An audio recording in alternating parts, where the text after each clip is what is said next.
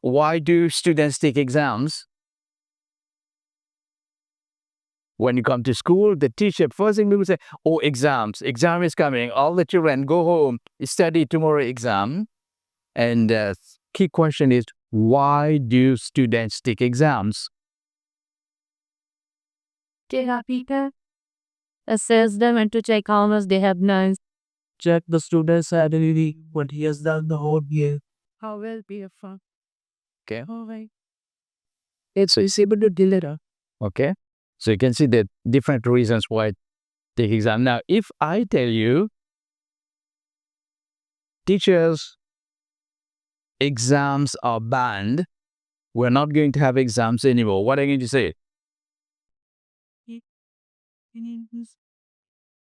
See?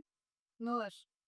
So, because you always think about teacher, textbooks, exam, and if the child passes the exam, then you've done your job.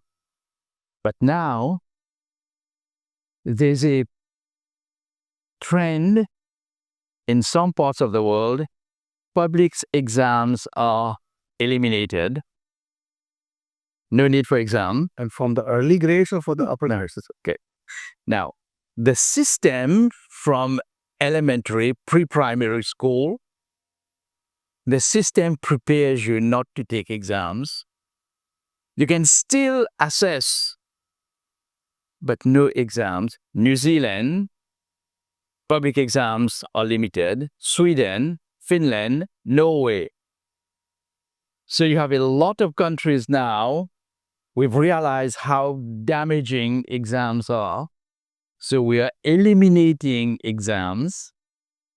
Now imagine you're a teacher, you go to school, and there are no exams.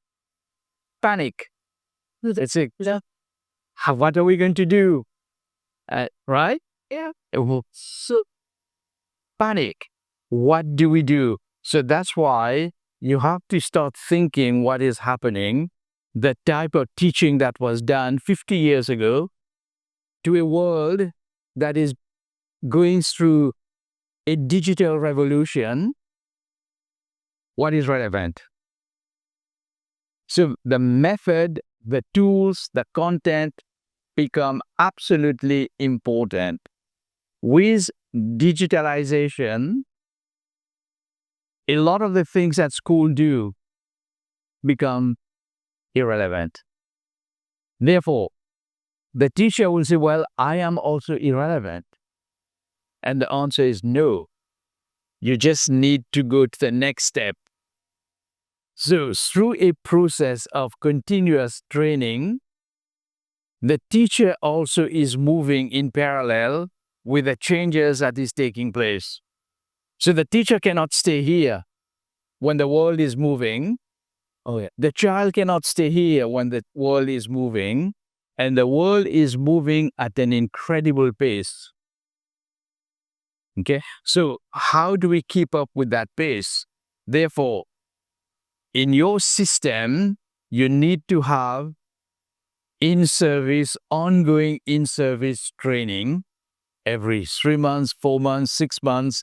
The teacher must get a 3-day, 4-day, 1-week training so that they are keeping up to date with the trend, changes that are taking place, so that the knowledge that is given to the children, that's also changing. What do we teach the child?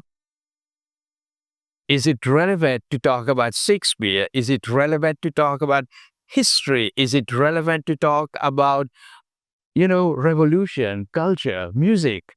What do we teach? Who decides what to teach?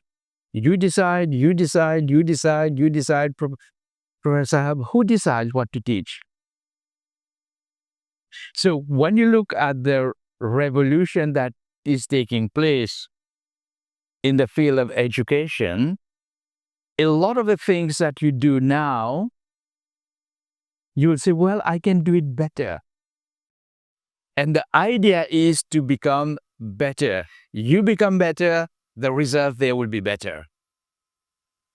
Okay? So therefore, you have to have the tool, the knowledge, the methodology, the direction. When you have that, then you can navigate and say yes. And then your standard suddenly is going up because other schools will say, why are you so successful? What are you doing?